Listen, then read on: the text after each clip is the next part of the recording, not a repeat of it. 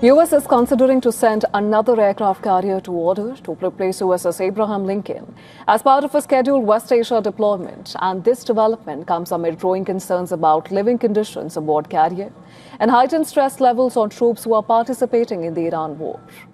According to several reports, thousands of US military members on Abraham Lincoln, they have spent more than 250 days as the war drags on and are facing food shortages, broken plumbing and exhaustion. Two military-focused outlets, Navy Times and Stars and Stripes, reported suicide attempts and declining morale on the 5,000-person ship, which has been at sea since November 2025. The incidents have prompted the families of military personnel to raise concerns about mental health on board the ship, leading lawmakers to demand answers from the Pentagon and pressuring the Trump administration over the Iran war. While the ship, now in its 9th month of deployment, is expected to be replaced by another carrier, the George Washington. And amidst this, Pentagon Chief Pete Hegseth has insisted that the situation has been misrepresented. Completely misrepresented. Listen, we make sure that every ship, every crew, every captain has everything we can provide them at every single moment. Some deployments are longer than others, and I have more respect and gratitude for those sailors than anybody. What they do in those high seas and those austere conditions with less port calls, it's incredible. According to MS Now, the USS Lincoln crew had only 2 days off since it left the port of San Diego in November last year, while it had a brief stop at the port of Guam a month later. And after a port call in Oman in July, it is now set to be stationed around Gulf of Oman and the Indian Ocean.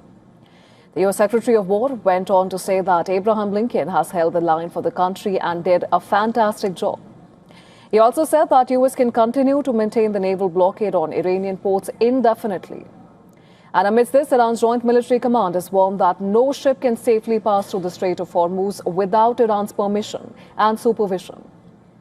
Khathem Al-Anbiya spokesperson Ibrahim Zolfaghari has said that the strait remained under the full management and control of Iran. On the other hand, UAE has condemned Iran for attacks which targeted 2 vessels linked to state-owned Abu Dhabi National Oil Company.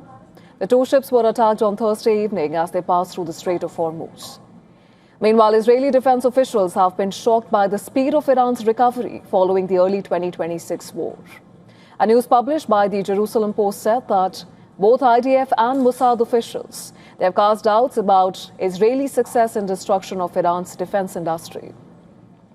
Well, this comes in the backdrop of IRGC General Mohammad Reza Naqvi's remarks, who signaled that Iran was prepared for a prolonged conflict with the United States.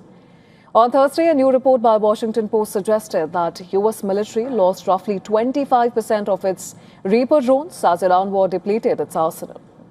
The aircraft, which cost up to $50 million each, they have seen the use around the Strait of Hormuz quite heavily, but they are relatively easy targets for Iran and its proxies. According to assessments by the Center for Strategic and International Studies, the United States has already used roughly 1/3 of its combined pre-war inventory of critical precision weapons during early fighting with Iran. And these include THAAD, Patriot interceptors, as well as offensive missiles. Trump, however, dismissed those reports, insisting that American stockpiles remain fully loaded.